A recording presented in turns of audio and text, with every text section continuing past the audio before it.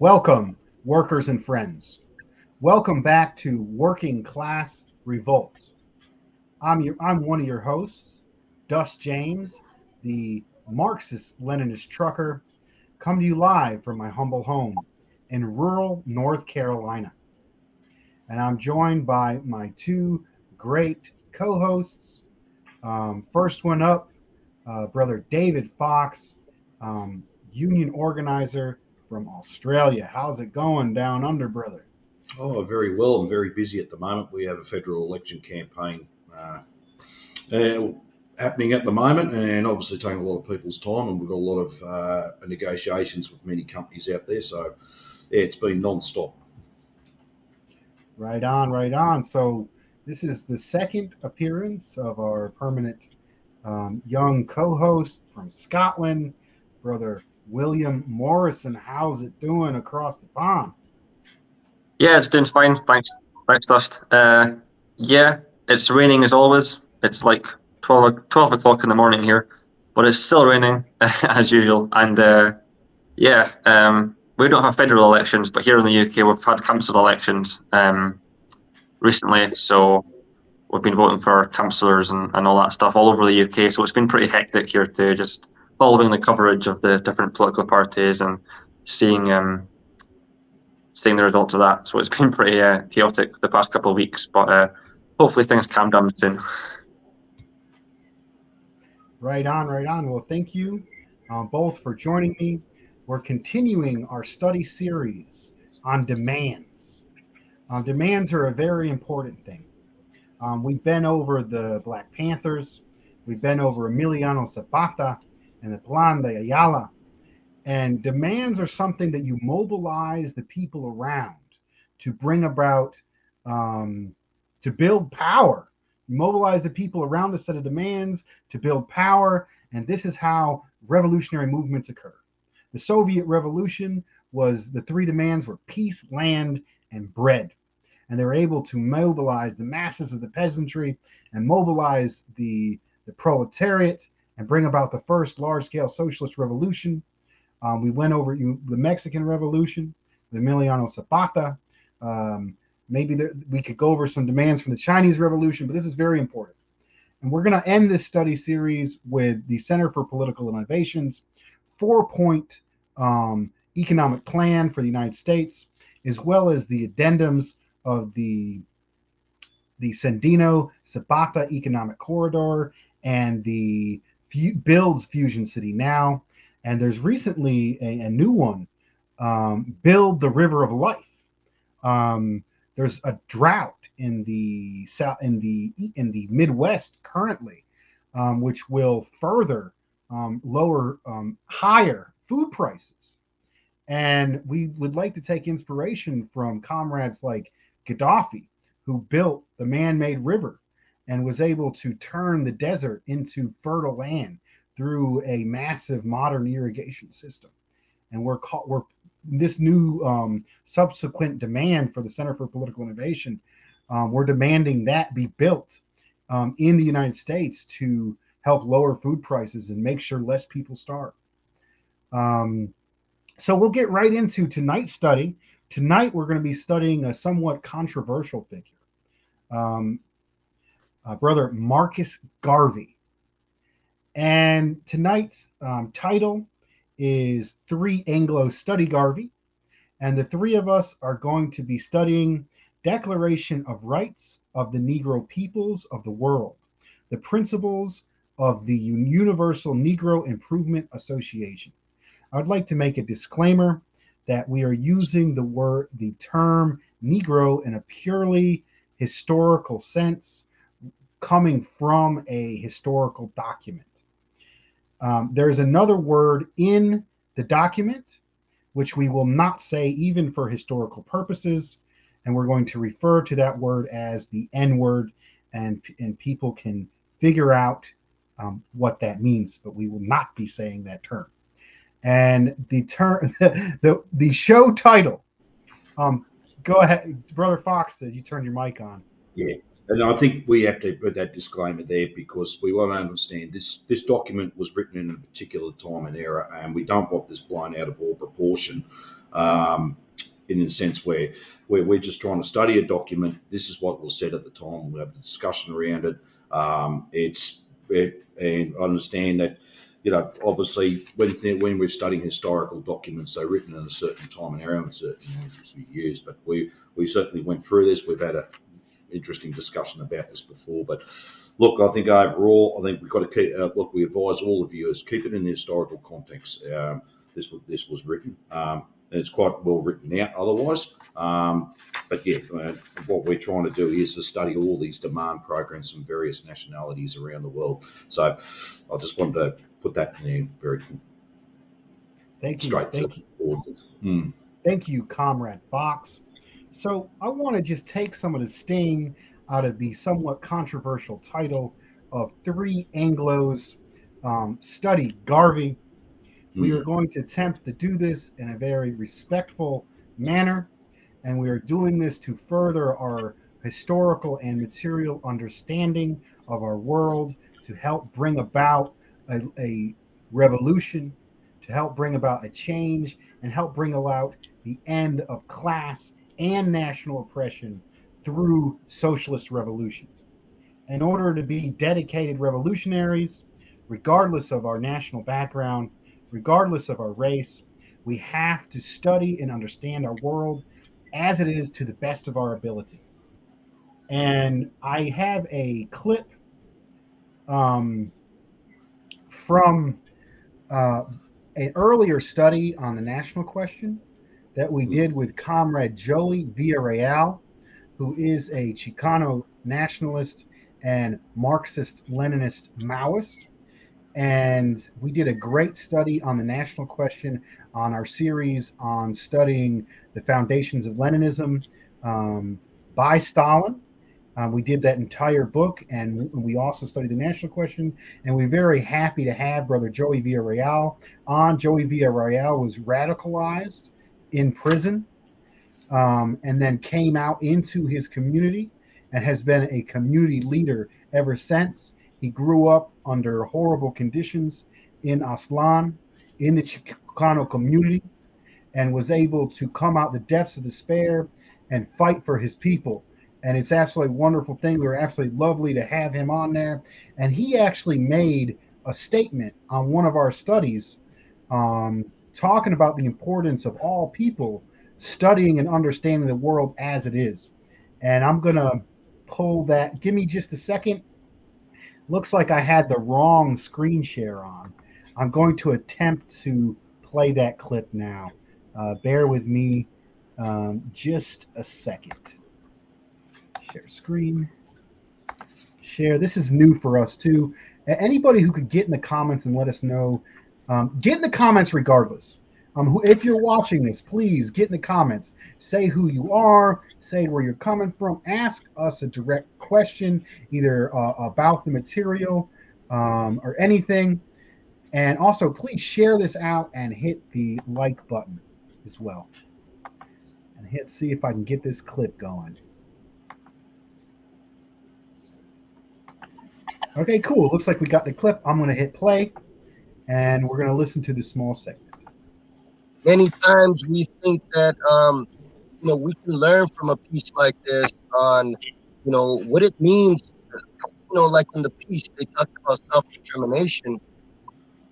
And when we say self-determination, as the piece stated, we're not just talking about, voting rights. We're not just talking about, self-determination is, people governing themselves, people being in charge of their own economies, people, organizing their own military, their own armies. And this is self-determination, and many times when we hear or learn of a piece like this, many will say, well, you know what, that would be a good piece for, my brown friend or my black neighbor or, my Asian coworker. And the reality is, a piece like this is not only, a blueprint for oppressed nations people, in how to dig our way out and how to identify ourselves and our allies, but also I think it's a very important piece for our allies, for non those from that are not from the oppressed nations, and for our allies to read this piece and understand how they can be a better ally. As you said, um, if they're not advocating constantly in support of oppressed nations people, and finding ways of supporting these struggles, then they're not doing their job. So it's not just for the oppressed nations, although it is one of our biggest weapons to identify. If we are an oppressed nation, that's the first step in toward liberation. But it's also important, I think, this piece for our allies who will learn, what it means for, your brown coworker or your black neighbor or what have you. What does it mean for them, and for yourselves as revolutionaries here? Uh, in living in the imperialist center of the world, what does it mean to be a revolutionary, when my co-worker, my neighbors from the oppressed nations are undergoing this? How can I help? How can I be a better assistant to these struggles for national liberation? And I think this piece is, we could read it 100 times, and I think we'll get 100 different lessons from it, whether we read it the first time, whether we read it 100 times. Let's see. I'm gonna try to remove that now. Did both of y'all hear the stream?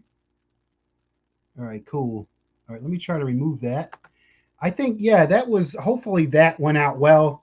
Doesn't look like we got any comments. If you're in the comments, let us know if you actually heard that. But I think Brother Joey Revere Real made some clear cutting, straight points on the importance of all revolutionaries to understand the oppression of black and brown people internally in the United States and the oppressed regions, as well as the oppressed nations around the world, and take that into their overall material concept of the world and be able to use that as a guide to action to fight against our common enemy of the monopoly capitalist. Now, maybe we could have a round on that specific issue. Brother David Fox, any response on those ideas? Well, I think it's highly important. I think obviously to study, like I just said in the start there, to study the struggles of First Nations peoples around the world and other nationalities, and get a clearer understanding where they're coming from as well, and realise that their main struggle is against a common enemy that we do share across the globe, and that's in the imperialist system. And actually, we could even refer back to when Karl Marx was around, about when he talked about Ireland, and we can talk about emancipating the working class, but how can we talk about that when we've got when Ireland's still under suppression? And I don't think and it applies to all people around the world, and be it within our own respective countries where we live, to places such as Asia, Africa, and Central and South America. So this is why vitally important, and I think when we're relating it to this, and I was just, while we we're talking, I was just reading through it a little bit further, where we can understand. I mean, even too, where commonly, like places like Jamaica and other places as well, they suffered a lot under both British colonial rule for many years, and they're still for all that. They still have to keep struggling every day to improve their conditions. And I know, okay, the US has replaced all that. And they've still got a lot of struggle there. It was interesting. I was talking to a Puerto Rican comrade yesterday, just saw a brief little Zoom meeting or StreamYard meeting, and saying about the struggles that the Puerto Rican people have for forming their own determination. So these are some really good stuff to understand all these programs from and from our perspective, we need to keep that in mind. I think, when we're when we're talking about struggling against imperialism, replace it, and changing society to socialism, we understand it's quite more broad than just like talking about taking over the means of production, and that this is quite a broader thing than what it is now compared to what Marx's time. So I just wanted to put it out there. As well. But yeah, just going through it. I mean, it's quite a comprehensive plan. I think there was how many points we got there? 54 point plan. Wow. So this is obviously Garvey at the time was a lot more visionary. I could say what he had planned, his idea and vision for the future for his people. Comrade, we haven't got into the introduction yet. Maybe just a response on the importance for all comrades to study on the national question. Just a few brief comments. Yeah, do you know what? I think it's quite fascinating actually. Listening to that little clip. One of the biggest criticisms of Marxism nowadays is that there's this tendency that people think that it's Marxism or communism is some sort of white working class kind of ideology. It's a European thing, or it's just relative or refers to the workers of developed nations. And that one little clip there just absolutely decimates that motion. It's absolute nonsense to think that communism or Marxism is somehow this white European kind of thing. It's absolutely not. It's an absolute must. It's imperative that communists, if they are white and if they do live in developed nations, they listen to and talk to and learn from those that are not white and those that are living in oppressed nations and native people. We have to listen to those people and we are equal to them. And there's a well-known kind of dialectical motion in Marxism that is even if your country has a socialist revolution, if there's another country, another people out there in the world that are still oppressed by capitalism, then none of us are free.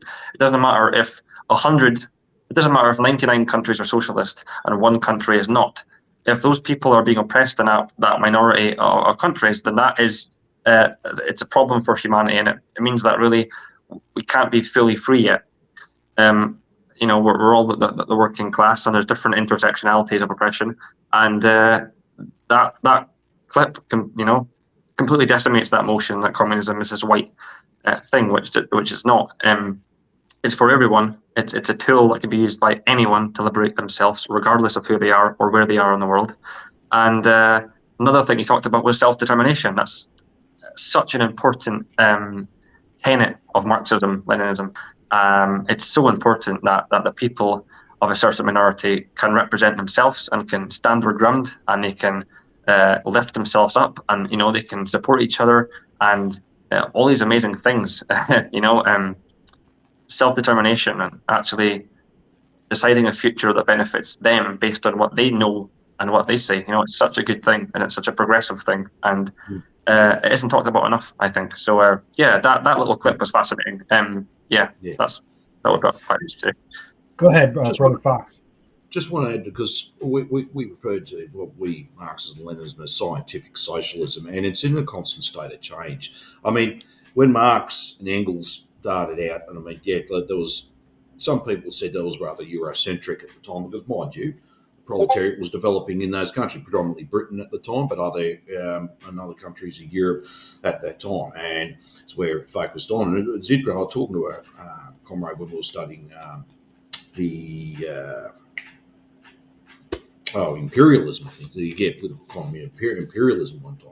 And when we're actually referring back to Marx as capital, and people, Marx didn't really emphasise on it, but when actually referred to, I think it goes back to volume 3, capital, he passed away by then, but you could actually see by then, even by the time when Marx died, and then Engels was still before he died, they were actually putting that study of the political economy of imperialism and what its effects around the world. And then obviously Lenin elaborated further, and then through all the various leaders of the socialist countries have elaborated further now where we are now. And I think it's what I understand. It's not, and I thought it was classic when, well, I forgot who said it. It's not a dogma. It's an actual living science. It's an actual continual science developing further and further and further, and how it applies now. And I think Dust. I think who was it? There was the professor and the poet. Their names again. I'm sorry, I forgot their names. Brother, Yeah, they studied Dr. Marx. Jose Prado, Yep. and is the professor of sociology, and then Comrade Matt Cedillo, the Chicano poet. Yeah. And that is a study of Marx, largely from the Chicano perspective, and that Yeah. is in its full over almost over 40 hours of material that can be reviewed on this channel. Go Yeah. ahead, Comrade. Yeah, and that's what there. So that's what I was referring to. So they were actually applying it to their situation, to their people, and to their struggle. And that's what the beauty about scientific socialism is. It can be applied to irrespective, be it on their nationalities, their class, to their struggle, and that's the beauty about it. And when we study it, and you could actually see dialectical materialism, matter in motion. The classic reference I like to put back in place is William Z. Foster's book, A History of the Three Internationals. If you want, it's a great example of matter in motion.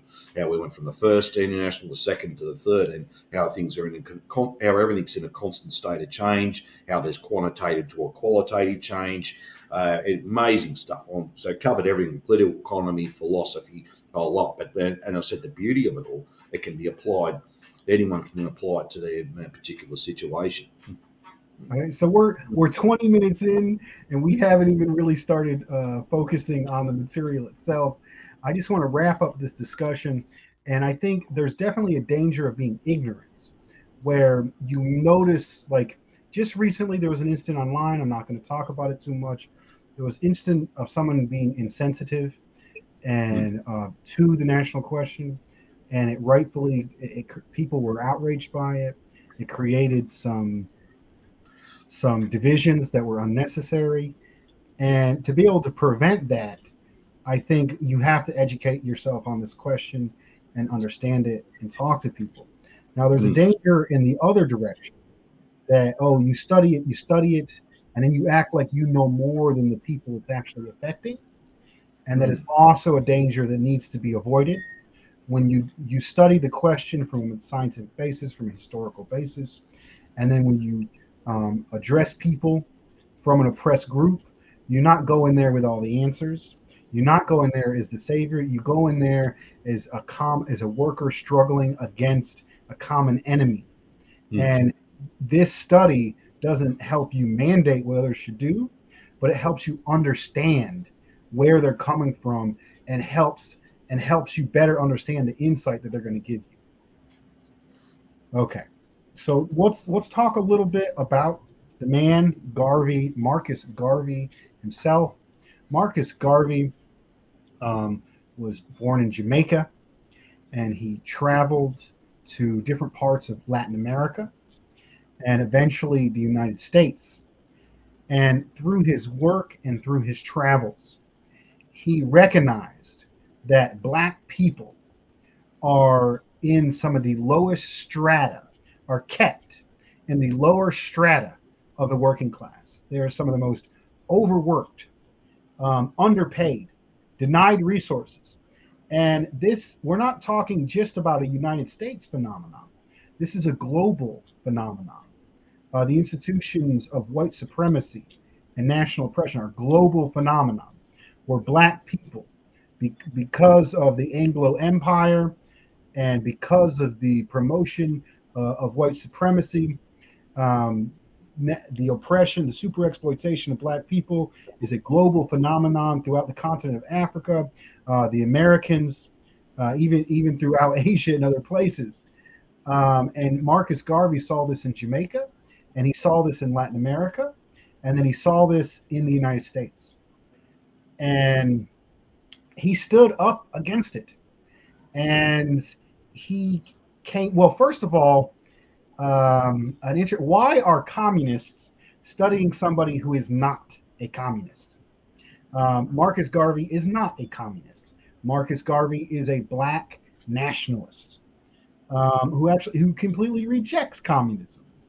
But we're studying him because he gives insight on a very real phenomenon of national oppression that we understand through a scientific basis. And we can get insight and inspiration from Marcus Garvey and the study of Marcus Garvey, even as communists.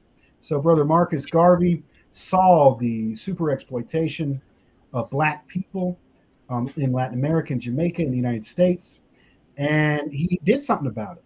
He formed an organization, and the Universal Negro Improvement Association. And probably one of the most positive traits about Marcus Garvey was his ability to confront white supremacy, to confront the idea that black is bad, that black is ugly, that black is inferior. Marcus Garvey said, no, black is beautiful. We are beautiful. We are beautiful people, and we should love each other. We should lift up each other, and we should forge our own destiny and elevate our economic conditions as black people, as a group, because we have been kept down. And that is absolutely amazing. And Marcus Garvey had the ability to speak to people. This passion, this pride, it was a power, and it spread like a revolution, a social revolution. He was part of a social revolution, Black is Beautiful social revolution throughout the United States, throughout even the continent of Africa in itself, as well as Europe and London. Were able to be part of this social revolution, and this social revolution gave forth to the way of further socialist movements, including both the parents of Malcolm X, the great revolutionary figure in the 1960s and 70s, was, I think it's just 60s, I'm not sure when he died, but he was a child of people involved in the organization that Marcus Garvey founded. So we'll do a round of updates on, well, maybe one more thing. This document came out of his organization, and I thought it was interesting that they gave each other this pride thing, this importance of self after being kept down for so long, that I think workers in general, this tactic is used against workers in general. There's some overlap between national and class oppression, but they gave themselves big, bold titles like ruler of this and president of this, and like very reaffirming information. It kind of reminds me of what Telly Jaguar did, where they said that the supreme Mexicanness of blah blah blah was kind of some of the stuff that that Telly Jaguar was taunting the wokosos, the synthetic left, with. Let's see, Brother Fox, anything to add on the background? Well, I do apologise. I mean, about my ignorance on Marcus Garvey, but it's good to know, actually expand my knowledge a lot more of the man himself and understand the struggle. But I just want to touch on and what I actually mentioned before about quantitative to qualitative change. Understand this. I mean, look, not every leader is a scientific socialist, and we get that as well. But this is what I mean by quantitative, qualitative change. Their understanding as things develop further on increases to a higher level. Moving on, and it's quite interesting. This was on the back of we had the Russian Revolution. The world had the Russian Revolution in 1917, and obviously. The Soviet Union, newly infant in Soviet Union, was developing at the time. It was a big inspiration for a lot of people around the world. It kicked off the founding of many CPs, communist parties, and socialist parties around in the respective countries. But on that too, for the people of these developing nations at the time, it was an inspiration, and it was a big boost in the arm for them to to take up their struggle as well. Now, when I mentioned also about quantitative, qualitative change, I look at various leaders even prior to the heads of many struggles prior to 1917 and thereafter. But I'll give you an example even on our case. Say, for example, in the Eureka Rebellion, Peter Layla was a significant figure.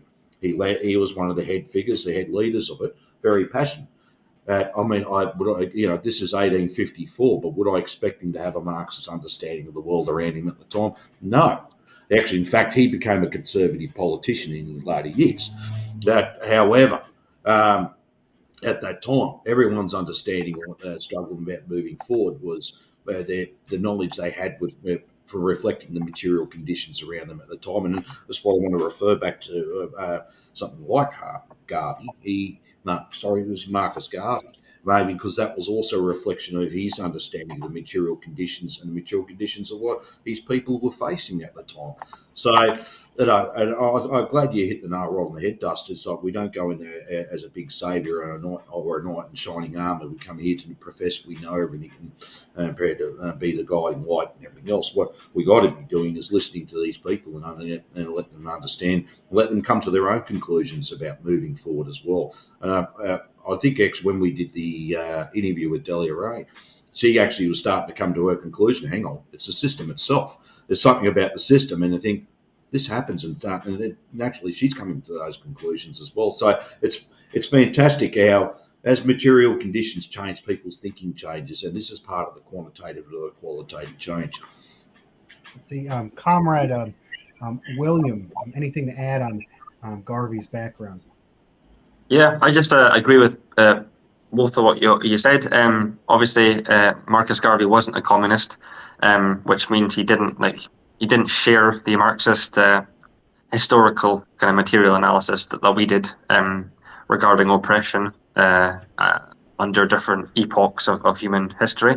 But that's fine. Through Marxist dialectical kind of analysis, we Marxists can still view the impact that Marcus Garvey had on society at the time as a progressive force. It was progressive. It might have not been communist, but it was a progressive force, and that, in my opinion, still warrants support. As Dust said, he made black people, feel like they were beautiful and they were okay and normal, and that's an amazing thing.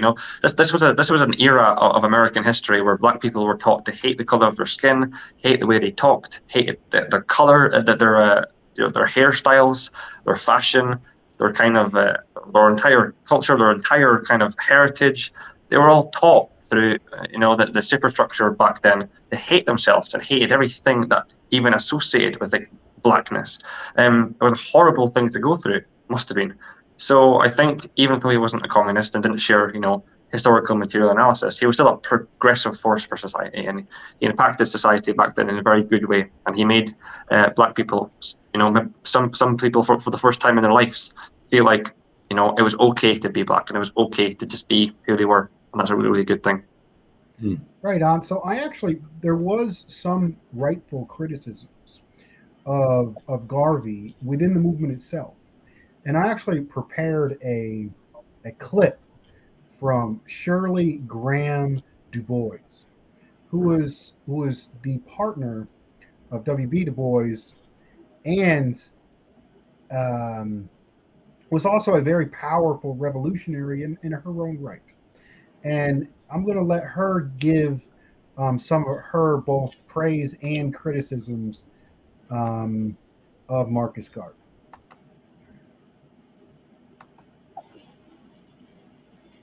Where does this voice come from? Here I am. Right. Yeah. I don't see you yet, but that's all right. The light's in my eye. Oh, yes. Now I see you. Right. First of all, I like to say, just being like an ordinary brother off the street who's kind of interested in history, like I'm very thrilled to see you up here because I've read a lot of things about your husband, and like I said, it's really a thrill for me.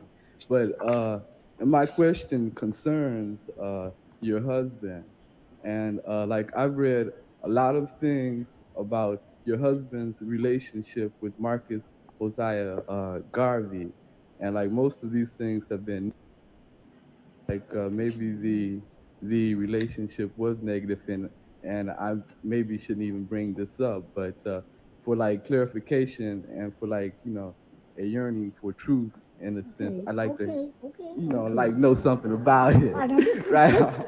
this has to be the last, but I'm really very glad the young brother brought this up because I'm very glad to clear up some misunderstanding.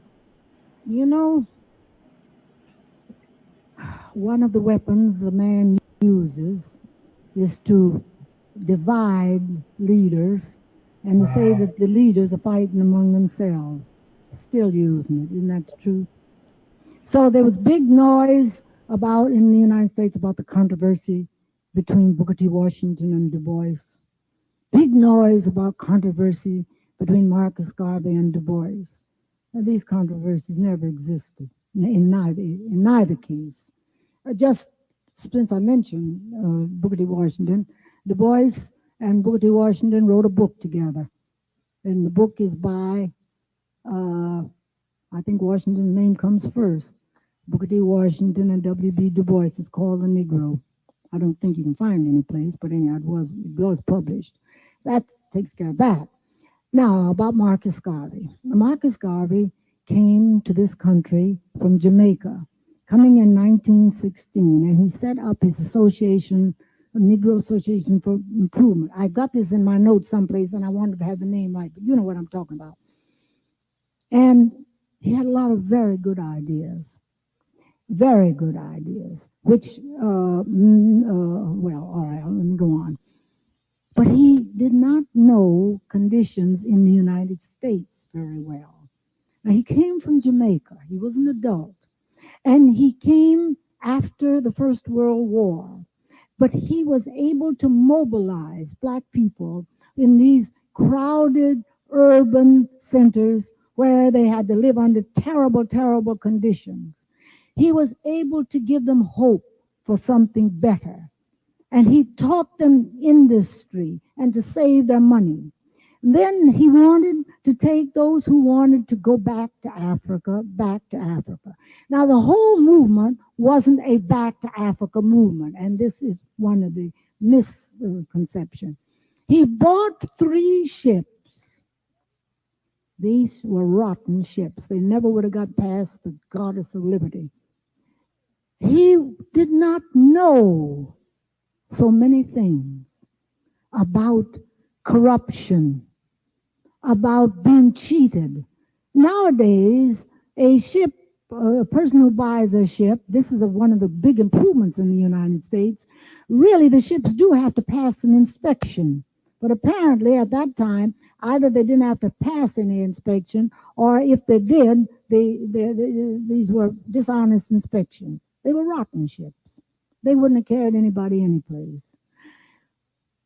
He was never allowed to set foot on any African country himself because, after all, this time Africa was owned completely, and they kept him out as an unfavorable immigrant or something like that. I've heard that statement lately too.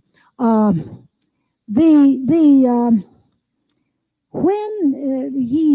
he was deported and sent back to Jamaica, he later went to London where he died.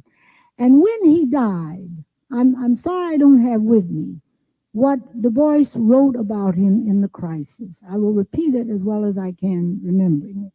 He said Marcus Garvey was a man of vision.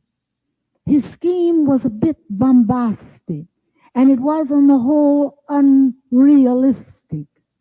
But this was a good, honest man who was able to mobilize and to bring together people, black people in masses, to give them new hope, to give them new courage, to give them an understanding of themselves as nobody else had ever done. And that what he did has spread throughout all Africa and in Europe. Du Bois paid beautiful tribute to Marcus Garvey. They never fought each other as the man would like to have it thought. Thank you.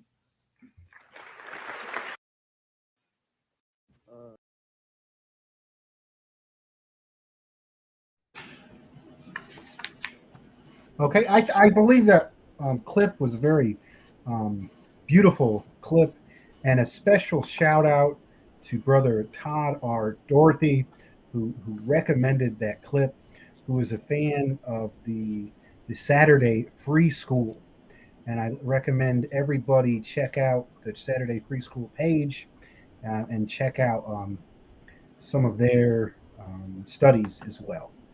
Um, so I think that was really good. She talked on a lot of issues. She talked about how the imperialists, our same enemy as workers, purposely divide revolutionary figures. And now, if we look in the day of social media, um, and you got people who are anti-imperialist at each other's throats over Twitter, who are canceling each other, never want to talk with each other, and you got these capitalist-owned media institutions putting up in the algorithms divisiveness. I mean, they can work this dividing people down to a science. They don't even have to send infiltrators, and they don't even have to use their own media. They use ourselves and manipulate ourselves through social media for this Yeah. divisiveness. And another issue that she raised, she echoed what I said about Marcus Garvey was part of the social revolution. Black is beautiful, and he had a particular talent at reaching the masses of black people, and that is very powerful. That's very needed for revolutionaries, and something we can learn from. But she also mentioned that he was not the best businessman. He bought several ships that were in horrible condition.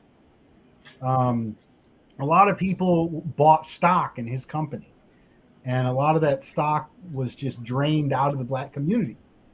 Um, Another issue is later on in his life, Marcus Garvey claimed that he supported fascism, and this bothers a lot of people. And I see a lot of unprincipled race reductionists, as well as national chauvinists, and the like, that try to cancel Garvey over his affirmation of support of fascism in that time period when a lot of people were confused.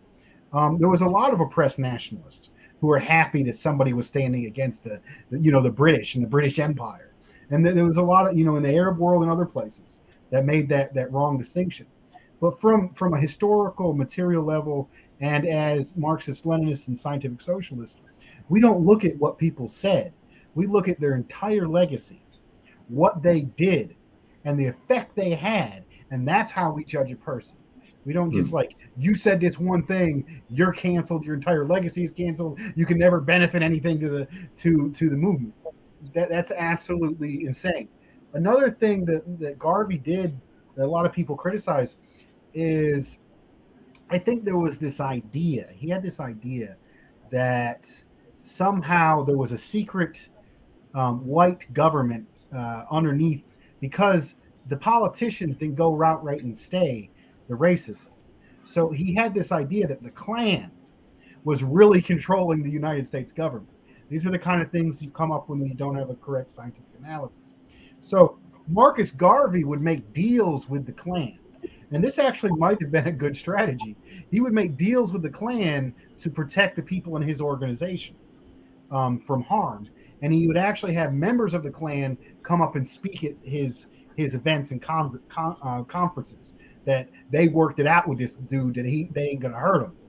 And that's what I said. You got to look at it from a whole point of view of what he did on the whole as a figure. And you got to completely get rid of this cancel culture bullshit. Let's see. Before we go into our document, Brother Fox, any introductory remarks, as well as responding to that clip? Well, I mean, obviously, look, the upside of things, he was an inspiration to a whole to the next generation or two of his people throughout not just the US but throughout the entire world. I mean, and I'm glad you actually raised the point. It's not what you say; it's what you do, and I think it's vitally important that people can say all the right things in the world, but it's no good if they can't back it up with action either.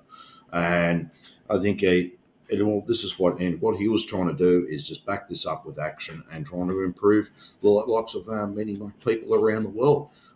They understand in the US, and as this program will go through this, very segregated, especially in the South, that people were treated very, very, very appallingly, and they were constantly threatened, terrorised, the whole lot. So there are times when you had to do things. You might to this day, some people may disagree with. It's perfectly fine, but there's a reason behind it, and he's trying to move his people forward at the time, and actually Lenin referred to talking about compromises in left-wing communism and infantile disorder. And I highly recommend everyone to read that. He explained why. It's not about him trying to. Garvey didn't do it just to benefit himself. He was actually doing, okay, we've got a situation here. We might have to make a deal here or something for the time being, so we can live and fight another day and get ourselves organised for the next step forward. So that's and it's a question of tactics as well. I think when I'm listening to that, it was actually coming from it was a person. A partner of a prominent communist at the time. Even they're saying how much of an inspiration they were. And look, I think we've got to understand every revolutionary or any leader that wanted to move things, be it they're just generally progressive. They're not perfect.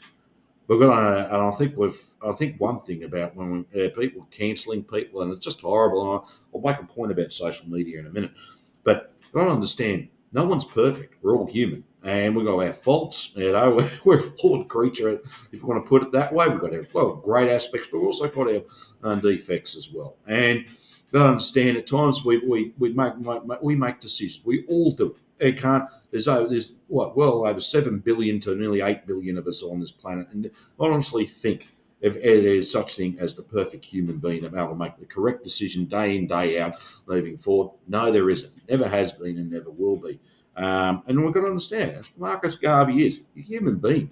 He'll have he's got his flaws as well, but he's got his good attributes. And of course, his understanding of the material conditions of the time. He understood that we need to move forward.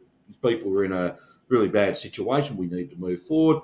And but at the same time, look, that's good, but according to his knowledge of what he had at the time. So, look, I think we have to keep to understand it. No one's perfect in this planet, on this planet, or never has been and never will be. The other thing I want to point out, social media, you're right, Rhett, it is a tool of the capitalists to keep us divided. I won't admit, we were having an informal chat before this live, and I've got another name for Facebook, and I won't mention it here because we'll try and keep the swearing out. But anything with Twitter, the whole lot, and it's just going beyond the joke. And look, okay, be careful what you put up there at times. I mean, look, have a think about what you're putting up, sure. But Caleb actually then talked about it one time, one of his lives some time back, and he talked about information gathering, what Facebook's used, and that's usually for big corporations to market something, the latest soap powder for your washing machine, or the latest brand to buy or something like that. But they do that to market. But also IG can be also called intelligence gathering as well, and the powers that be are actually gathering intelligence on everybody. And but I've just got to be very careful about that, and also be very careful too. Even if you put a post up and you go, "Oh, I shouldn't have done that without thought," take it down again. You don't have to do the right thing. But remember, Facebook or Twitter have still got that as publication. And even if you've got a secret or closed group you might use, just remember it's still a publication. So they always try and use something against us in the future. And that's what they try and do. So it can be a blessing in one aspect as an organising tool and way to communicate, but it can also be a curse, a big curse. And unfortunately, the latter's been much more prevalent in the last few years, and it's just gone beyond the joke. It really has. It really has gone silly, and especially in this year as well, it's just gone completely overdrive.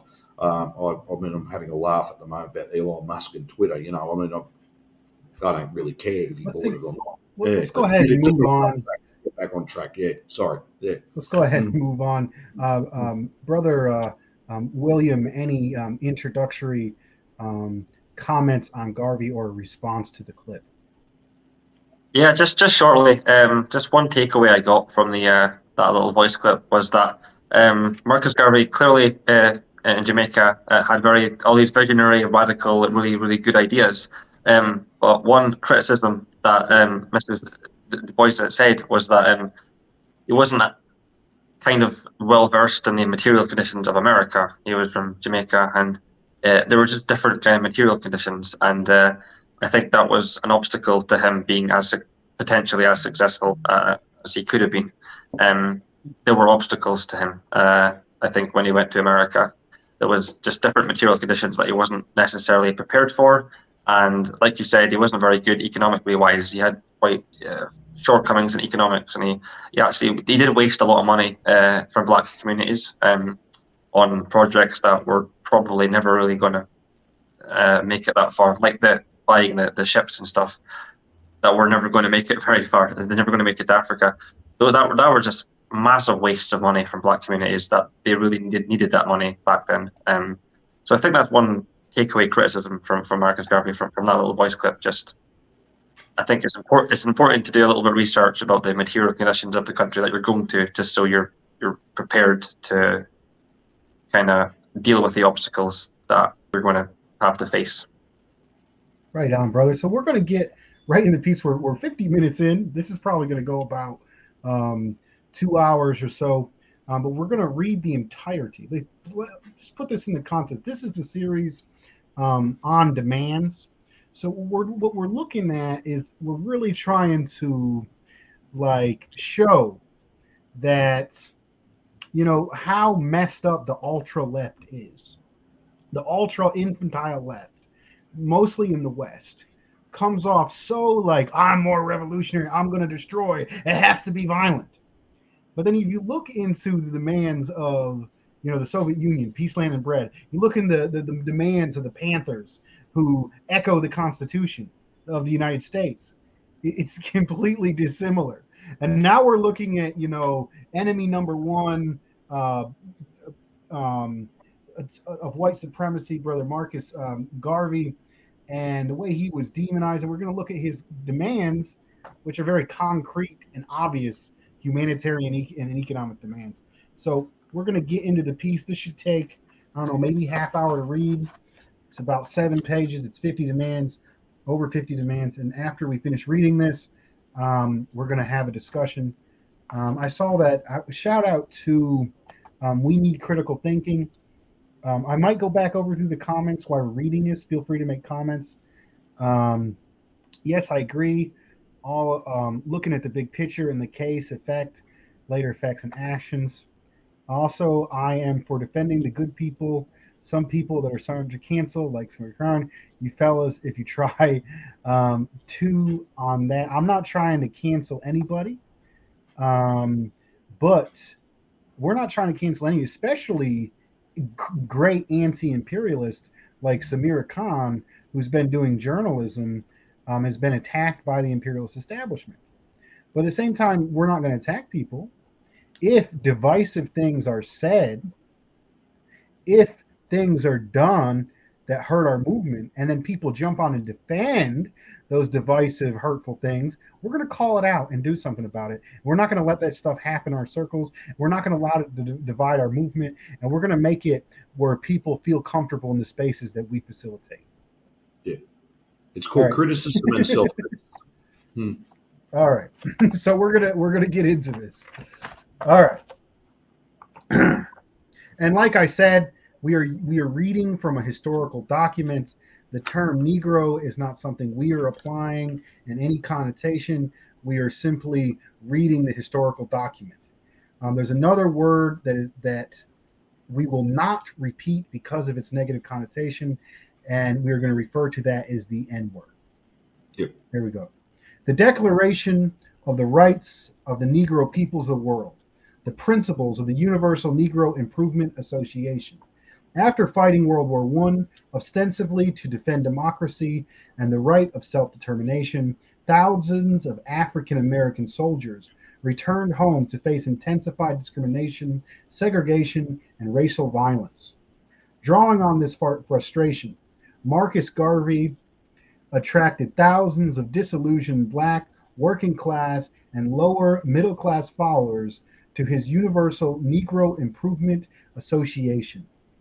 The Unia, committed to notions of racial purity and separation instead of the salvation for African Americans, meant building an autonomous black led nation in Africa. The Black Star Line, an all black shipping company chartered by the UNA, was the movement's boldest and most important project, and many African Americans bought shares of the stock in the company. A 1920 Black Star Line business meeting in Harlem's Liberty Hall brought together 25,000 UNA delegates from around the world and produced an important statement of principles, the Declaration of Rights of the Negro Peoples of the World. Comrade Fox.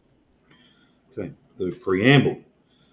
Be it resolved that the Negro people of the world, through their chosen representatives in convention assembled in Liberty Hall in the city of New York and United States of America from August the 1st to August 31st in the year of our Lord 1920, protest against the wrongs and injustices they are suffering at the hands of their white brethren and state what they deem their fair and just rights, as well as the treatment they propose to demand all men in the future. We complain. 1. That nowhere in the world, with few exceptions, are black men accorded equal treatment with white men, although in the same situation and circumstances, but on the contrary, are discriminated against and denied the common rights due to human beings for no other reason than their race and colour. We are not willingly accepted as guests in the public hotels and inns of the world for no other reason than our race and colour. 2. In certain parts of the United States of America, our race is denied the right of public trial accorded to other races when accused of crime, but are lynched and burnt by mobs, and such brutal and inhumane treatment is even practiced upon our women. 3. That European nations have parcelled out among them and taken possession of nearly all of the continent of Africa, and the natives are compelled to surrender their lands to aliens and are treated in most instances like slaves. 4. In the southern portion of the United States of America, although citizens under the federal constitution, and in some states almost equal to the whites in population, and are qualified landowners and taxpayers, we are nevertheless denied all voice in the making of administration of the laws and are taxed without representation by the state government, and at the same time compelled to do military service in defense of the country. 5. On the public Hold up. I think just to speed it along, I don't want us to read every one, but I want us to have a clear format of when we switch. So I'm going to start with 5. I'm going to read 3 of the points, and then we'll switch every 3. Is that fine? Yeah, okay. After me is David, and then William. 5. On the public conveyances and common carriers in the southern portion of the United States, we are Jim Crowed and compelled to accept separate and inferior accommodations, and to make pay the same fair charge for the first class accommodations, and our families are often humiliated and insulted by drunken white men who habitually pass through the Jim Crow cars going to the smoking car. 6. The physicians of our race are denied the right to attend their patients while in public hospitals of the cities and states where they reside in certain parts of the United States. 7.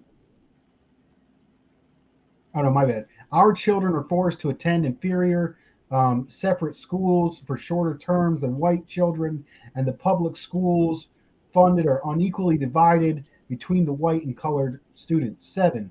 We are discriminated against and denied an equal chance to earn wages for support our families. And in many instances, we are refused admission into labor unions, and nearly everywhere are paid smaller wages than white men. 8. In the civil service and departmental offices, we are everywhere discriminated against and made to feel that to be a black man in Europe, America, and the West Indies is equivalent to being an outcast and a leper among the races of men, no matter what the character attainments of the black men may be. 9. In the British and other West Indian islands and colonies, Negroes are secretly and cunningly discriminated against and denied those fuller rights of government to which white citizens are appointed, nominated, and elected. 10. That our people in those parts are forced to work for lower wages and the average standard of white men are kept in conditions repugnant to good civilised tastes and customs. 11. That many acts of injustices against members of our race before the courts of law in the representative islands and colonies of such nature as to create disgust and disrespect for the white man's sense of justice. 12. Against all such inhumane, unchristian, and uncivilized treatment, we here and now empathetically protest and invoke the condemnation of all of mankind. In order to encourage our race all over the world and to stimulate it to overcome the handicaps and difficulties surrounding it, and to push forward to a higher and grander destiny, we demand and insist on the following Declaration of Rights. 1. Be it known to all men that whereas all men are created equal and entitled to the rights of life, liberty, the pursuit of happiness, and because of this, we, the duly elected representatives of the Negro peoples of the world, invoking the aid of the just and almighty God, do declare all men, women, and children of our blood throughout the world free denizens, and do claim that as free citizens of Africa, the motherland of all Negroes. 2. That we believe in the supreme authority of our race and all things racial, that all things are created and given to man as a common possession, that there should be an equitable distribution and appointment of all such things, and in consideration of the fact that as a race we are now deprived of those things that are morally and legally ours, we believed it right, and all such things should be acquired and held by whoever means possible. 3. That we believe that the Negro, like any other race, should be governed by the ethics of civilization, therefore should not be deprived of any of those rights or privileges common to other human beings. 4. We declare that Negroes, wheresoever they form a community among themselves, should be given the right to elect their own representatives to represent them in legislatures, courts of law, or such institutions as may exercise control of a particular community. 5. We assert that the Negro is entitled to even-handed justice before all courts of law and equity in whatever country he may be found, and when this is denied him on account of his race or colour, such denial is an insult to the race as a whole and should be resented by the entire body of Negroes. And 6. We declare it unfair and prejudicial to the rights of Negroes in communities where they exist in considerable numbers to be tried by a judge and jury composed entirely of an alien race, but in all such cases, members of our race are entitled to representation on the jury. 7. We believe that any law or practice that tends to deprive any African of his land or the privileges of free citizenship within his country is unjust and immoral, and no native should respect any such law or practice. 8.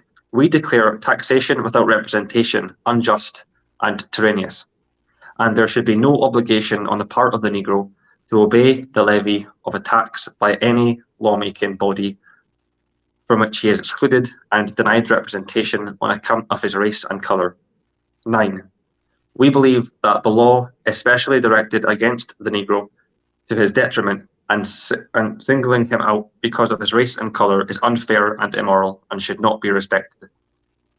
10. We believe all men entitled to common human respect, that our race should in no way tolerate any insults that may be interpreted to mean disrespect to our race or color. 11. We deprecate the use of the term N-word as applied to Negroes and demand that the word Negro be written with a capital N. 12. We believe that Negro should adopt every means to protect himself against barbarous practices inflicted upon him because of color. 13. We believe in the freedom of Africa for the Negro people of the world, and by the principle of Europe for the Europeans and Asia for the Asiatics. We also demand Africa for the Africans at home and abroad. 14. We believe in the inherent right of the Negro people to possess himself of Africa, and that his possession of same shall not be regarded as an infringement of any claim or purchase made by a race or nation. 15. We strongly condemn the cupidity of those nations of the world who, by open aggression or secret schemes, have seized the territories and inexhaustible natural wealth of Africa, and we place on record our most solemn determination to reclaim the treasures and possession of the vast continent of our forefathers. 16. We believe all men should live in peace, one with the other. But when races and nations provoke the ire of other races and nations by attempting to infringe upon their rights, war becomes inevitable, and the attempt in any way to free oneself or protect one's right or heritage becomes justifiable. 17. Whereas the lynching by burning, hanging, or any other means of human beings is a barbarous practice and a shame and disgrace to civilization, we therefore declare any country guilty of such atrocities outside the pale of civilization. 18. We protest against the atrocious crime of whipping, flogging, and overworking of the native tribes of Africa and Negroes everywhere. These are methods that should be abolished, and all means should be taken to prevent a continuance of such brutal practices. 19. We protest against the atrocious practice of shaving the heads of Africans, especially of African women or individuals of Negro blood, when placed in prison as punishment for crime by an alien race. We protest against segregated districts, separate public conveyances, industrial discrimination, lynching, and limitations of political privileges of any Negro citizen in any part of the world on account of race, color, or creed, and will exert our full influence and power against all such. 21. We protest against any punishment inflicted upon a Negro with severity as against lighter punishment inflicted upon another of an alien race for like offense, as an act of prejudice and injustice, and should be resented by the entire race. 22. We protest against the system of education in any country where Negroes are denied the same privileges and advantages as other races. 23. We declare it inhuman and unfair to boycott Negroes from industries and labour in any part of the world. Pardon me, excuse me. 24. We believe in the doctrine of the freedom of the press, and we therefore emphatically protest against the suppression of Negro newspapers and periodicals in various parts of the world, and call on Negroes everywhere to employ all available means to prevent such suppression. 25. We further demand free speech universally for all men. 26. We hereby protest against the publication of scandalous and inflammatory articles by an alien press tending to create racial strife and the exhibition of picture films showing the Negro as a cannibal. 27. We believe in the self-determination of all peoples. 28. We declare for freedom of religious worship. 29. With the help of Almighty God, we declare ourselves the sworn protectors of the honor and virtue of our women, children, and pledge our lives for the protection and defense everywhere, under all circumstances, from wrong and outrages. 30. We demand the right of unlimited and unprejudiced education for ourselves and our posterity forever. 31. We declare that the teaching in any school by alien teachers to our boys and girls that the alien race is superior to the Negro race is an insult to the Negro people of the world. 32. When Negroes form a part of the citizenry of any country and pass a civil service examination of such country, we declare them entitled to the same consideration as other citizens as to appointments in such civil service. In 33, we vigorously protest against the increasingly unfair and unjust treatment accorded to Negro travellers on land and sea by the agents and employees of railroads and steamship companies, and insist that for equal fare we receive equal privileges with travellers of other races. 34. We declare it unjust for any country, state, or nation to enact laws tending to hinder and obstruct the free immigration of Negroes on account of their race and colour. 35.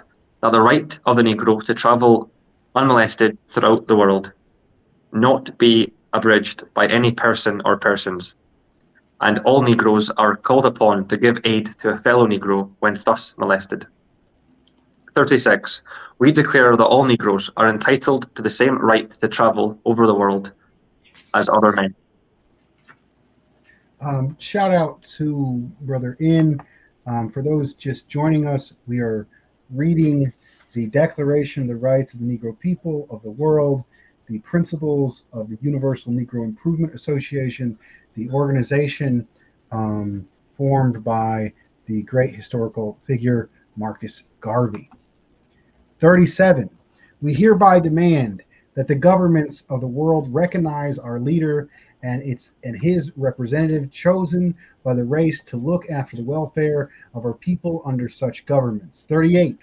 We demand complete control of our social institutions without interference by any alien race or races. 39.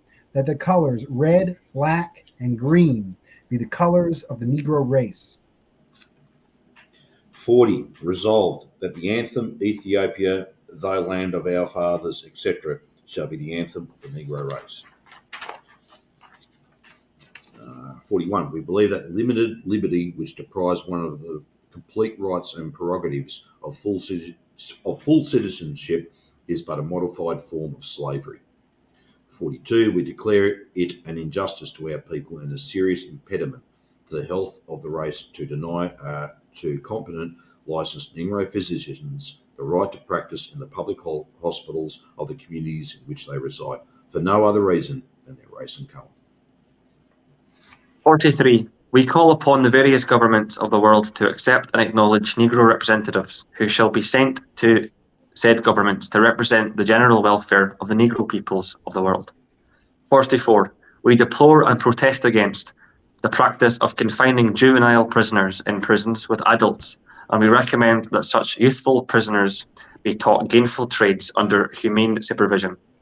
45. Be it further resolved that we, as a race of people, declare the League of Nations null and void as far as the Negro is concerned, in that it seeks to deprive Negroes of their liberty. 46. We demand of all men to do unto us as we would do unto them. In the name of justice, we cheerfully accord to all men all the rights we claim herein for ourselves. 47. We declare that no Negro shall engage himself in battle for an alien race without first obtaining the consent of the leader of the Negro people of the world, except in a matter of national self-defense. 48. We protest against the practice of drafting Negroes and sending them to war with alien forces without proper training, and demand in all cases the Negro soldiers be given the same training as the aliens. 49. The demand that instructions given Negro children's schools include the subject of Negro history to their benefit. 50. We demand a free and unfettered commercial intercourse with all the Negro people of the world. 51. We declare for the absolute freedom of all the seas for all peoples. 52. We demand that our duly accredited representatives be given proper recognition in all leagues, conferences, conventions, or courts of international arbitration wherever human rights are discussed. 43. We proclaim the 31st day of August of each year to be the international holiday to be observed by all Negroes.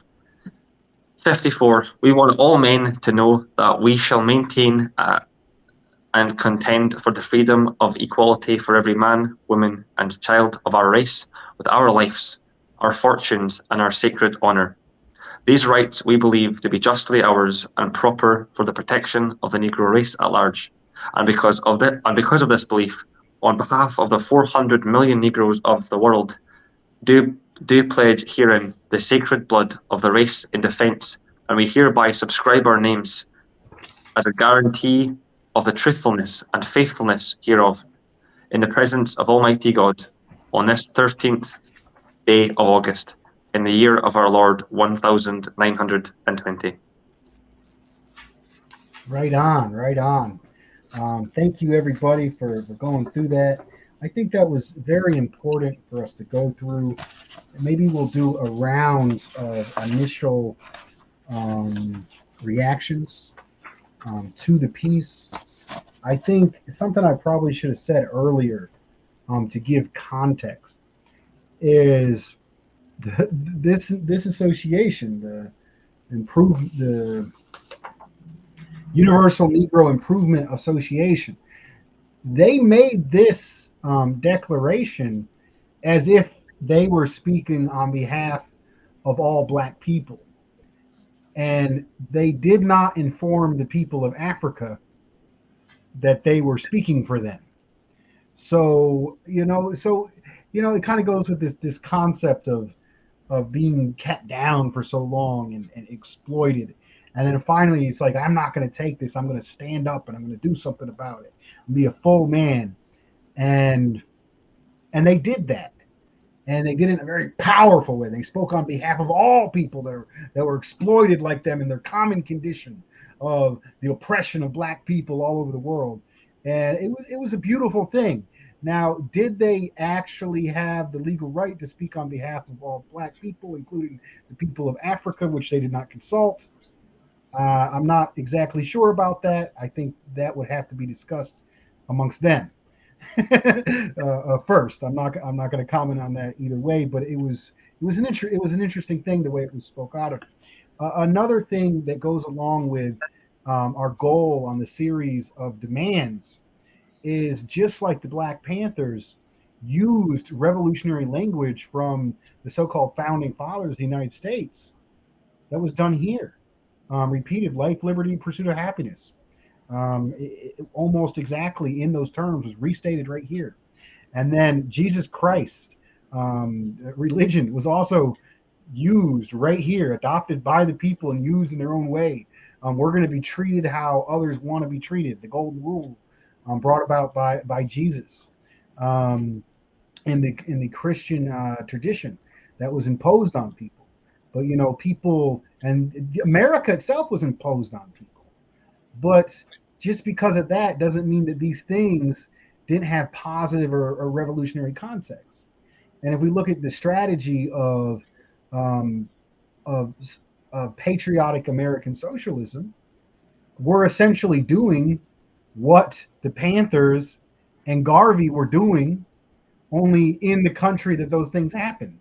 And from the people of those things happened, we're borrowing from that revolutionary history. And just like Marcus Garvey and the Panthers, American patriots and revolutionary British patriots, revolutionary Australian patriots are trying to make a new country free from both national oppression. Very common and similar goals to all socialist and oppressed people in general. Let's see, Brother Fox, what is your maybe any response to my comments or your initial response to the piece at large? Well, two things. I mean, I just want to remind those who might have just come onto the show and viewed this so far. We're reading a document that was written in 1920 by Marcus. It wasn't just Marcus Garvey. It was endorsed at a conference there in New York, which was clearly lined out. So, hence why the language at the time, just keep that within the historical context as well. That's why I read it out. So, but it was what I think overall. This was quite visionary. This was a collective decision to coming up with I think was a 54 point or 20 or something number off my head, 54 points, and this was a collective decision and endorsed as well by everyone. This was a draft that was put out. It was obviously discussed and debated quite a lot. I could imagine the discussions at the time would have been quite lively and vibrant.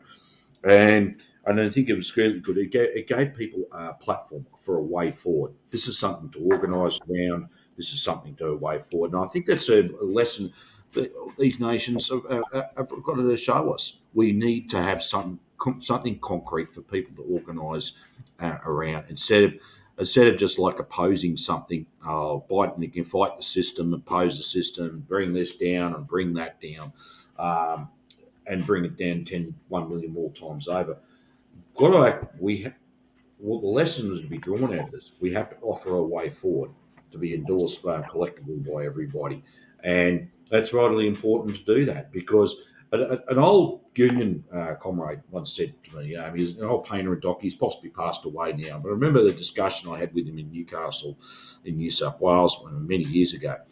And we're at the pub there, and we're talking and talking politics and that. And I was very similar, just young, and we're going to fight this and smash this and do that. And he pulled me up and he said, "Comrade, it's good to oppose something, but make sure when you develop an argument, you come up with an alternative." And I think that's something we've got to have to come up with all the time in our arguments. It's great to oppose something, something horrible like, whatever, like tax on workers' rights and everything else. All right, I'll use that just in the traditional thing. But we come up with an alternative to it, a counter argument. And this is the plan to organise around. This is what we want. Because capitalists are coming out every day. Murals are coming out every day. Demands on everything and how to make the world a world a hellscape for everyone, practically everyone else, bar themselves. And so it's vitally important we have that. And I think it's offering a vision on the way forward. It is quite visionary for that time. I was reading through it and going through all this, and I think it was. It wasn't a bunch of people coming along with a great idea. Let's get this happening. This came out of everyday concrete reality and practical experience. Right, we need something moving forward. And look, and there's just the other point with the comments and stuff. So far, I think we've got in context. Our struggle here in Australia is still to continue. I was having the other day. I was having a discussion with a comrade, and we're having a little philosophical discussion about the Constitution and everything else. Nothing's written in there about human rights at all. It's all about administrating the system. Nothing's really omitted in there at all. And so the struggle from from both the First Nations people here, from the union struggles, the labour strikes, the Wallfields rebellions, our struggle has still got a long way to go yet, and we have to complete that. And but obviously this gives us some ideas about if we can collectively come together and come up with a concrete plan moving forward. So I just wanted to leave it at that. Thank you. Brother William, your initial response to the piece, or any response to me or David Box? Yeah, well, there's been a lot in this. It's a proper, detailed, multifaceted, thing. It talks about a lot of different topics, from travel to basic protections to equal rights between all men. There's a lot in it. It covers everything. I think it's really, really good, and it just shows how impactful it has been on movements and organizations after this was made, because most progressive or activist kind of organizations do use demands or charters and stuff like that, pinpointed kind of bullet point plans around what they want. And Marcus Garvey must have been one of the this UMIA must have been one of the first kind of conferences to kind of introduce that kind of bullet point thing. So it must have been quite impactful. It's been impactful, and yeah, it's really, really good. It's very visionary, like David said. It's ahead of its time.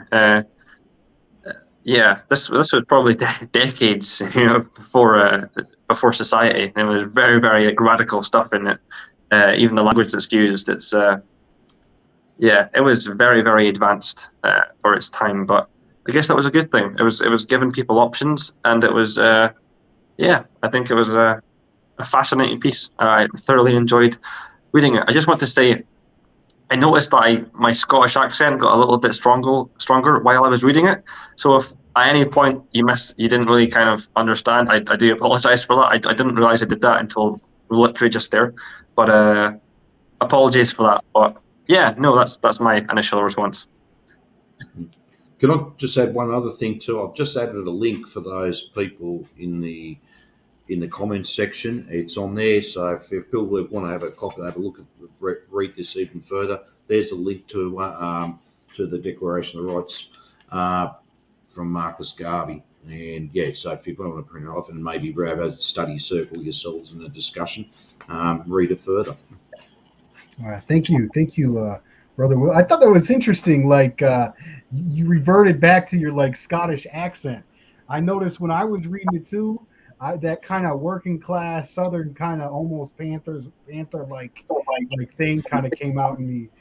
I think it's a testament to the piece of when something's so bold and so sincere and so I don't know, just like cutting through the bullshit right out of people that you Yeah. can identify with. It's almost universal, even if you're not black. If you have seen any injustices in your life and you see something, and you see somebody standing up against injustice, that is a universal thing that can be respected and understood and be inspired by.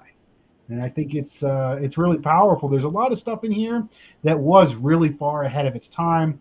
Let's talk about how the police are alien forces within the black community. That's a key tenet of the understanding of an oppressed nation. The courts, which are controlled by the alien force, the U.S. government, or a colonial imposition on black and brown people to this day within the United States. When you understand that on a material basis, how the police forces and how the judges and the entire legal system are used not to promote justice or stability, but are there to maintain the national oppression and the super profits that are exploited from black and brown people in the United States and around the world. Um, the idea of that black people should not serve in an armed force and an armed forces on behalf of the alien occupying governments. Even if you look at this understanding, you can see in popular culture like Boys in the Hood, where the father of a young black man said that the U.S. military is not a place for a black man, because it really is the U.S. government is um, is an institution that maintains national oppression and and white supremacy. I mean, there's a lot of very powerful, revolutionary things from this document. I think it's very beautiful that the banner of the red, black, and green flag has been adopted throughout the world. You can to this day, you can go to the liberal Democrat tilted um, HK on J, who is led by the leader of the North Carolina NAACP, brother William Barber, and you will see regular working class black people who usually vote for Democrats to raise up the RBG, red, black, and green banner because of the legacy and the inspiration that was Marcus Garvey to this day. I think it's a very powerful document, a very revolutionary document, and a document that was way beyond its time. And it's important for us to study this and study how the conditions were then, how the conditions haven't changed or have changed, but there's still a lot of this oppression. National oppression is still a very powerful force, and we need to understand how to inspire people and organize people to go against these injustices. Let's let's see, brother William. Any response to those issues that I just raised? Yeah, I think it's interesting how they view the police as like an alien force, especially like the white police. It's similar kind of mentality, and it's kind of similar analysis to the Marxist analysis. It's it's one group oppressing another, and even the analysis between the black nationalists and Marxists. We both kind of see the police as like gatekeepers that kind of enforce and uphold the status quo. Obviously, from a black nationalist perspective, that status quo is a kind of a white-dominated, racist structure. And from a Marxist perspective, the status quo is kind of a capitalist, kind of bourgeois-ran system. So it's similar. It's similar kind of analyses there based on the functions of the alien police, but just with different kind of issues being concerned. Black nationalists look at the racial issues regarding society, and Marxists look at more class. But there's so much. It's difficult to kind of go through. But just one example of how they were ahead of their time. They even talk about colonialism and how Europe shouldn't be taking advantage and exploiting the people and land of Africa. This was written in 1920. Like, criticizing colonialism back then, that would have been seen as some sort of really, really weird thing. Like, most people, I don't know from an American perspective, but even in the 1930s and 1940s, most of British people, even working class people that had more in common with the people in Africa than their own governments, they still saw the empire and being a member and having an empire as a kind of positive thing and a force for good. So it's now in the 1940s, people were still the vast majority of British people were quite happy with the fact that the empire was a thing, and they wanted it to continue. There was actually quite a lot of fighting to keep it a thing by working class communities here in Britain, to keep the empire a thing. So it's quite fascinating that in the 1920s there was these black nationalists who were coming together and saying, this whole colonialism thing, this whole European colonization, this needs to end. That must have, back then, just putting the historical context there, must have been seen as so radical, insane kind of mentality. How anybody would want to stop that, and just how hopeless they must have felt. This was a kind of a minority kind of opinion. Even this was a minority opinion even within the black community. Even in this literature, said there was 400 million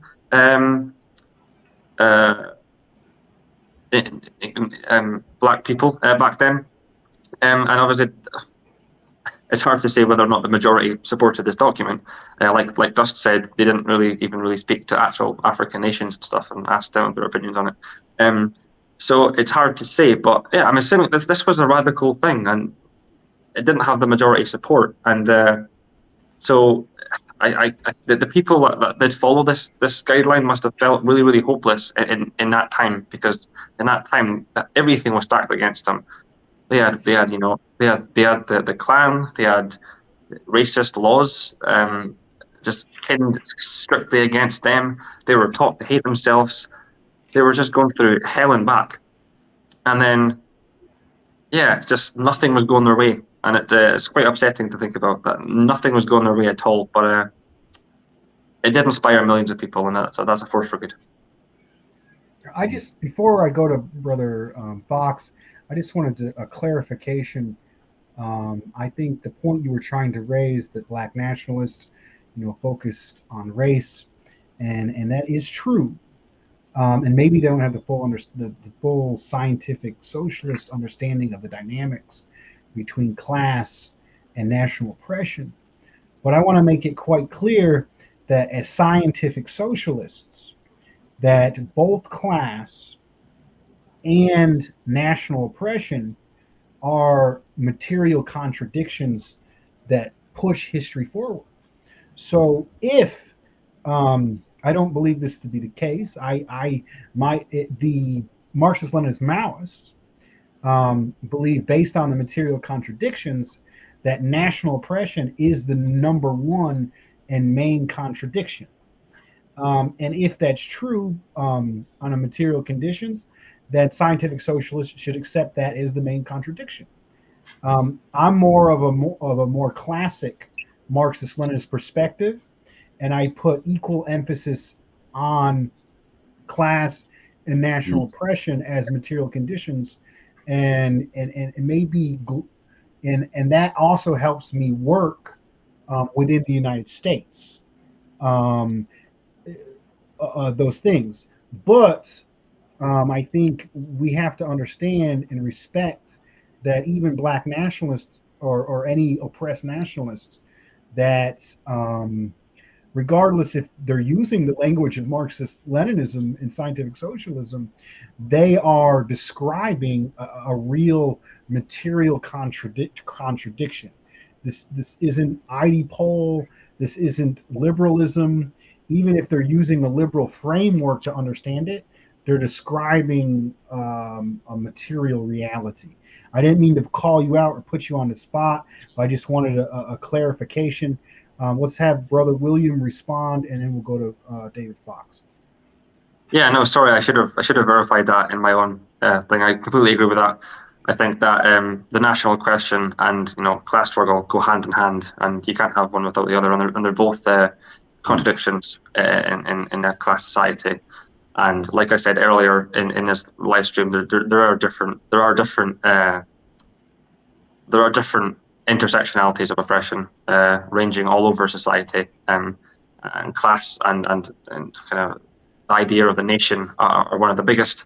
There's lots, and they all need to be considered and respected and listened to. And I don't agree with the MLM kind of Maoist idea that national oppression is necessarily primary, but I think it's definitely equal to and just as important as the class struggle. And scientific socialists have to have the scientific kind of analysis to back them. And I should have mentioned that prior, and I apologize if I caused any confusion. No, that's fine. I might have misinterpreted it. I might have misinterpreted wrong, but it's a good thing in this environment that we're safe and we're comfortable as comrades, to be able to, even if we don't hear each other right, to be able to discuss these questions honestly. Brother Fox, go ahead. Yeah, and clarify something. In one of our earlier shows, I think it might have been with Victor, but I'm not too sure, or one of the other Chicano or Aslan comrades, they actually called out what racism really is, national oppression. And I thought that was a really good way of putting it forward. It's simple, straightforward. Racism is national oppression. And for these people, like during the time of Marcus Garvey and many others, it was a very real thing. And they fought discrimination everywhere. They go up at work, outside of work, and the community at large. So that's something where it is a very real thing and something we need to take acknowledge. It's not just about worker against capitalist. It's a lot more broader than that. The other thing, actually, I want to point out, I think going back to this program, it was just an interesting observation from my part, is what they're talking about is actually developing an economic basis and their own superstructure as well. That's revolutionary. It's really good people come together saying, this system is not for us, it's not working, whatever, we're going to come up with our own system. And I think that's, although he wasn't talking about socialism and communism at the time, since we generally know it. The fact is they're coming to their own realisation they need to develop their own economic basis and superstructure. And so they obviously, they talked about a shipping line, but many and other things there as well. But then developing their own schools, their own education system or educational tool. They also have their own health system, their own courts, and everything else. So in itself, when you look at it, I thought this is really good. It's a lot more advanced economic system than what they're living there under the time. So it's something that always to develop. We're talking about a lot of things are happening around the world at the moment, but it's a reflection on the changing economic system as well, one that's going out of being and the one that's coming into being. And this is, when you think about it, when you look right down to the cause or the kernel of it all, is just within itself, you could actually class as quite revolutionary. So that's something, and then they're actually developing. They're coming to their own, realise, well, we need to develop it ourselves. We need to develop our own way forward. We're not going to wait for someone to come around and to save the date. We need to get together and do it ourselves. And the message actually from that, I would like to say, is this is what we've got to do. We've got to do this ourselves amongst, as a collective with many other people. And you can't just sort of wait around and complain about how things are bad. Let's get active. Let's get some action going, and that's what, like I said before, it's good to have something in concrete to rally around and to organise around. Thank you. I just want to make a clarification. The two comrades that Brother David Fox mentioned, Brother Victor Coronado is of I believe of Dominican origin, and he works in the United States. And he's Yeah. a co-host with Anticonquista, a very positive news organization that comes from a Pan American perspective as well. And he openly claims to be a third worldist, but he is one of the more principled third worldists, and he is a legitimate scientific socialist. And if you would like to go back and look at the conversation I had with Victor Coronado talking about the debate between a third worldist and an American patriot, that is a very good conversation.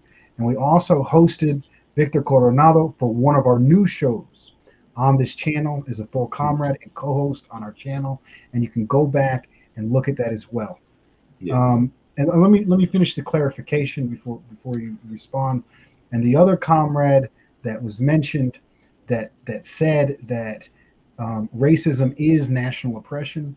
That is the brother who we played a clip of at the beginning of the piece, brother Joey Villarreal, who has a radio show, and you can look him up on Facebook and look at that as well. Go ahead, brother Fox. Thank you for that clarification. I do apologise if I mixed anything up there as well.